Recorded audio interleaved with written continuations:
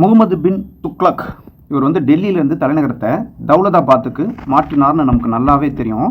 அப்படி டெல்லியிலேருந்து தௌலதாபாத்து செல்லணும் அப்படின்னா நடந்து செல்லணும் அப்படின்னாக்கா தான் இந்த இடத்துல கேள்வி எத்தனை நாட்கள் ஆகும்னு கேட்குறாங்க. 40 நாட்கள் அப்படின்னு சொல்கிறாங்க. நடந்து போகிறதுக்கு 40 நாட்கள் ஆகுங்கிறாங்க.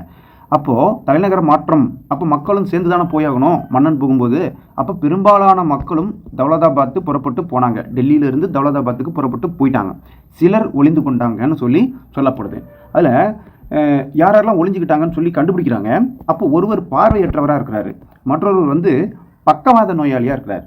இருந்தபோது அவங்களுக்கு வந்து கொடூரமான தண்டனை கொடுத்தாங்கன்னு சொல்லப்படுது. பாருங்க, 8 அல்லது 10 மைல் அளவு பரவி இருந்தது அந்த நகரம்னு சொல்கிறாங்க. டெல்லி தான் சொல்கிறாங்களோ, 8 அல்லது 10 மைல் பரவி இருந்தது. இப்போ அந்த நகரம் அங்கேருந்து எல்லாருமே காலி பண்ணி வெளியே போயிட்டாங்கன்னா என்ன ஆகும்? அந்த நகரம் அனைத்துமே அழிக்கப்பட்டு விடும். நகரத்தினுடைய அரண்மனைகளில், கட்டடங்கள், புறநகர் பகுதிகளில் என எங்கும் சரி ஒரு நாயோ பூனையோ கூட விட்டு வைக்கல. எல்லாரையுமே முழுமையாக என்ன பண்ணுறாங்க, அங்கே அழைச்சிட்டு போகிறாங்க. அந்த அளவுக்கு பாழாகியும் போச்சு அந்த நகரம். எல்லாரும் கிளம்பி போயிட்டா என்னவாகும்? அந்த நகரம் பாழாயிடும்.